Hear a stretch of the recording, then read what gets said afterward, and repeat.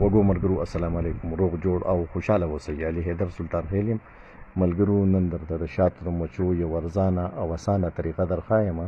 که تاسو غواړئ چې د شاتو مچۍ وساتئ او ستاسو د کور په خوا او شا کې دغه شانتي د توتانو ونې وي، نو په هغې کې دغه خم لګوئ، لکه څنګه چې ما په دې توت کې دغه خم لګولی دی. د پاسه مې پې یو ټیم ایښی دی چې د باران د اوبو نه محفوظ وي، او ماشاءالله دې ته مچۍ هم راغلي دي.